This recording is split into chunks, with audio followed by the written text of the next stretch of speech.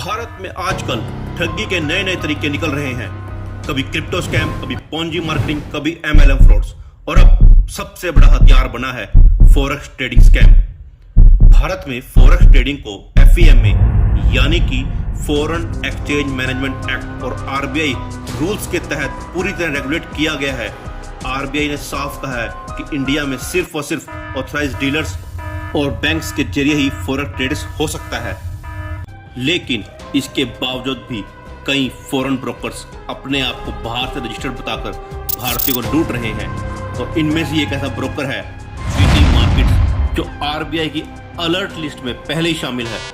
सूत्रों से मिली जानकारी के मुताबिक वीटी मार्केट का सीईओ एक नहीं बल्कि 2 से 3 अलग अलग ब्रोकर हाउस चला रहा है। मतलब एक ही आदमी अलग अलग नाम से अलग अलग ब्रोकर प्लेटफॉर्म खोल रहा है, ताकि जब एक ब्रांड एक्सपोज हो जाए दूसरे नाम से नए ट्रेडर्स को फंसाया जा सके। ये एक प्लान नेटवर्क स्कैम है। आरबीआई की अलर्ट लिस्ट में तो इसका नाम दर्ज ही है। वहीं यूनाइटेड किंगडम के एफसीए फाइनेंशियल कंडक्ट अथॉरिटी ने साफ साफ लिख दिया है वीटी मार्केट्स एक अनऑथराइज्ड फर्म है। मतलब यूके में इसको ट्रेडिंग सर्विसेज देने की इजाजत नहीं है। और भारत में ही नहीं, दुनिया भर से ट्रेडर्स ने इसके खिलाफ शिकायतें दर्ज की हैं ऑनलाइन प्लेटफॉर्म पर। अब बात आती है इंडिया की।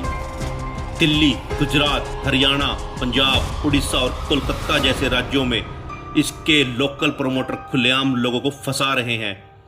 देश के बड़े बड़े शहरों में सेमिनार, वेबिनार और रेफरल से लोगों को फंसाने का काम चल रहा है। लेकिन एक बार पैसा उनके प्लेटफॉर्म पर गया तो वापस आना मुश्किल है। मनी एक्सपो जैसे इवेंट्स में आकर ये ब्रोकर सीधा और सीधा भारतीय ट्रेडर्स को टारगेट कर रहे हैं। ध्यान रहे, ये प्रमोटर्स आपकी मेहनत की कमाई को ऐसे स्कैम ब्रोकर्स की जेब में डाल रहे हैं। ये वीडियो सिर्फ एक चेतावनी है, क्योंकि अगली वीडियो में हम इंडियन प्रमोटर्स के नाम और चेहरों का खुलासा करेंगे जो भारतीयों को इन स्कैम ट्रैप्स में धकेल रहे हैं। भारत के हर ट्रेडर को समझना होगा, फॉरेक्स केवल ऑथराइज्ड बैंक्स और प्लेटफॉर्म से करें, वरना आपकी मेहनत कमाई एक क्लिप में गायब हो सकती है।